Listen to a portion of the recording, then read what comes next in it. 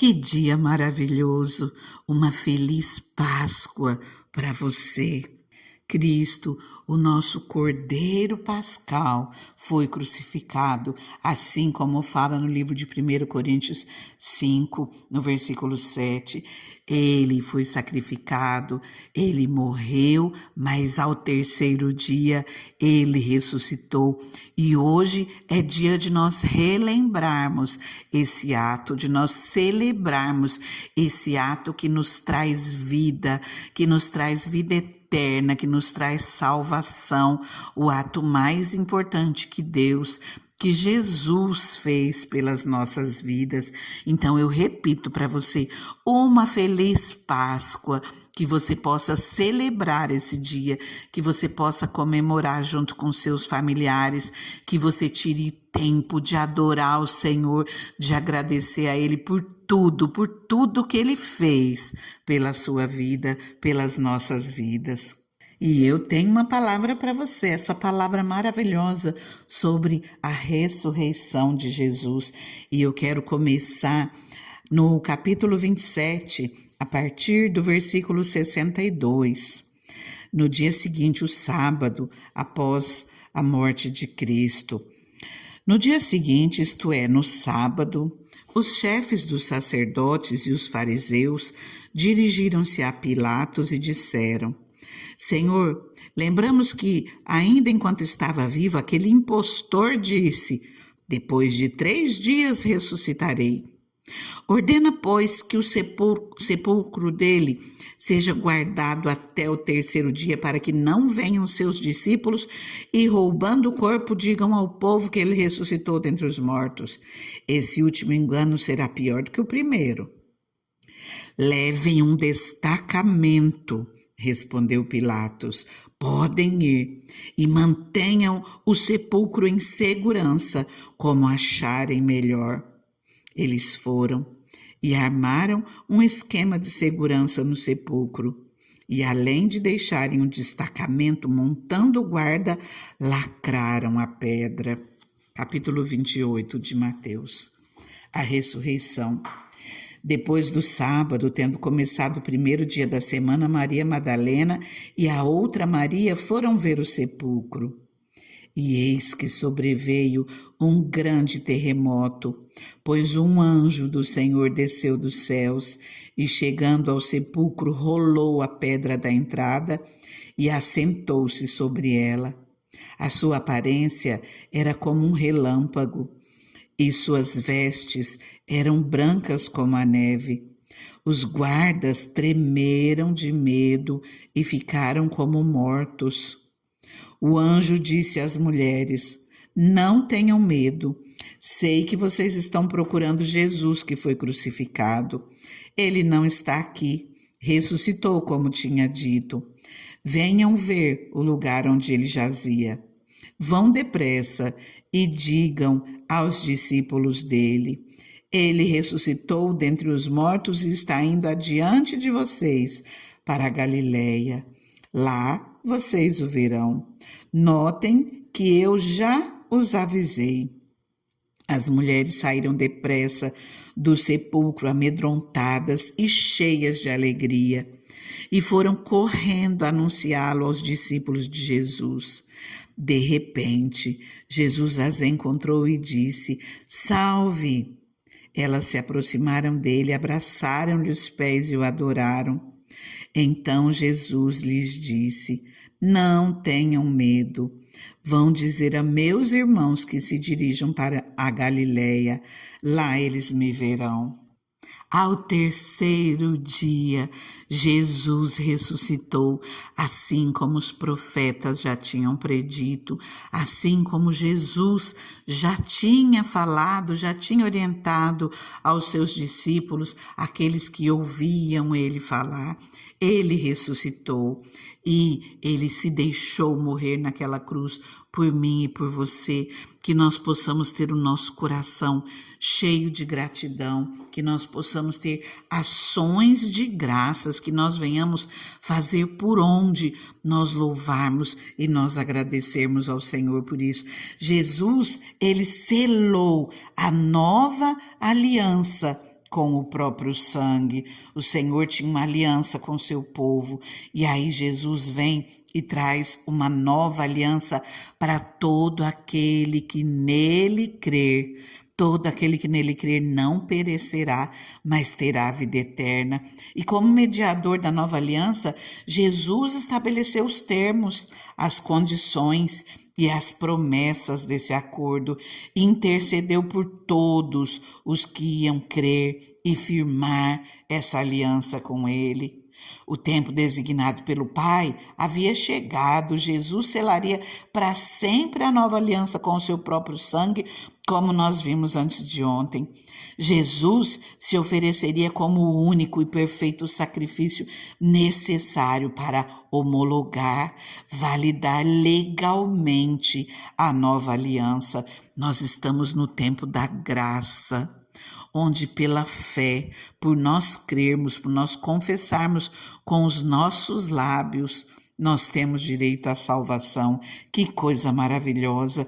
Nós lembramos que Jesus, depois de entoar um último canto, Jesus seguiu para o Monte das Oliveiras, onde ele se entregou aos guardas, dos principais sacerdotes, e ele fez isso espontaneamente. Ele sabia que havia chegado a hora dele. O Filho de Deus, o Cordeiro que foi morto desde a fundação do mundo, foi levado como um cordeiro para o matadouro. Os seus inimigos o ridicularizaram, arrancaram-lhe a barba, o sangue escorreu, chicotearam as suas costas até não mais aparentar ser carne humana.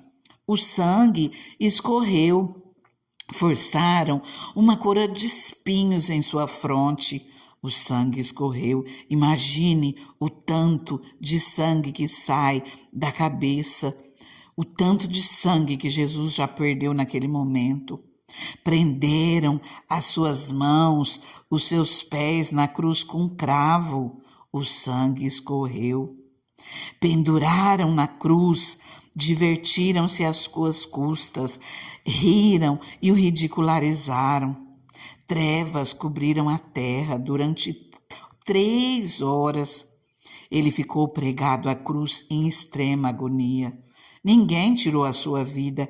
Ele se ofereceu espontaneamente para ser morto em nosso lugar. Finalmente, com um grito, entregou o espírito ao Pai e morreu. Um soldado romano furou o seu lado. O sangue escorreu. Naquele dia, Deus estabeleceu uma aliança eterna de sangue com a humanidade e a selou para sempre com o próprio sangue do seu Filho, com o sangue do seu próprio Filho. Por mais de 1000 anos, Israel sacrificou um cordeiro na Páscoa, ofereceu o sangue de animal sobre o altar. Naquele dia, ao ser erguido na cruz, Jesus tornou-se o Cordeiro Pascal. O seu sangue foi derramado e se tornou um rio purificador, uma corrente de vida. O sangue derramado rompeu as cadeias da escravidão do pecado, que mantinha o ser humano cativo desde o tempo de Adão. Esse sangue nos proporcionou uma liberdade gloriosa, e o mesmo sangue selou para sempre e tornou válidas todas as promessas da nova aliança. À medida que o sangue do Cordeiro de Deus era derramado na cruz, no templo, quando ele foi crucificado, os cordeiros pascais estavam sendo sacrificados, um para cada família de Israel, porque era a Páscoa, era o dia deles oferecerem esses cordeiros, lembrando da libertação que eles tinham tido do Egito.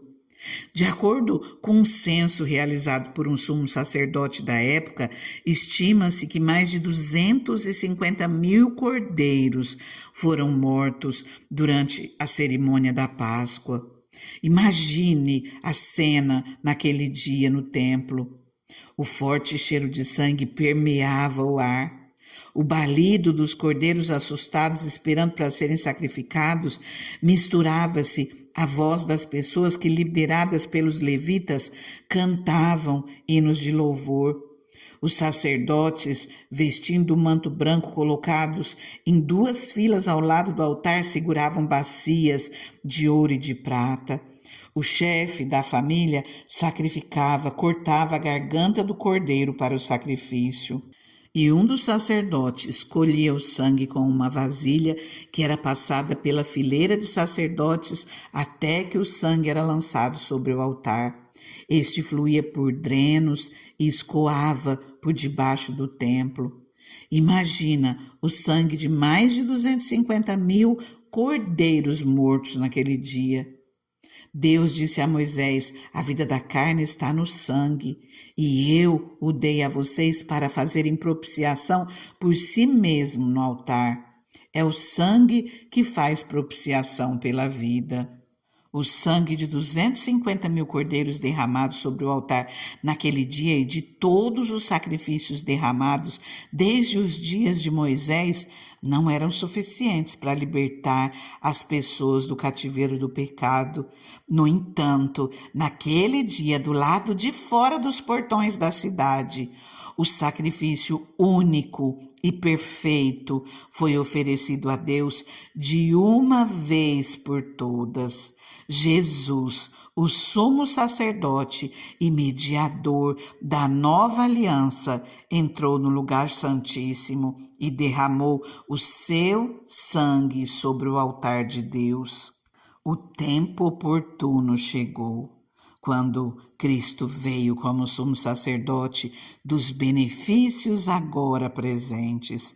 Ele adentrou o maior e mais perfeito tabernáculo, não feito pelo homem, isto é, não pertencente a esta criação, não por meio de sangue de bodes e novilhos, pelo qual se fazia a reconciliação entre Deus e o ser humano, mas pelo próprio sangue. Ele entrou no Santo dos Santos, no céu, de uma vez por todas, e obteve eterna redenção por nós. Nós podemos ver essa palavra no livro de Hebreus, no capítulo 9. Por meio daquele único sacrifício, o seu corpo ferido e o seu sangue derramado, Jesus removeu o véu que nos separava de Deus e nos concedeu acesso direto à presença do Pai.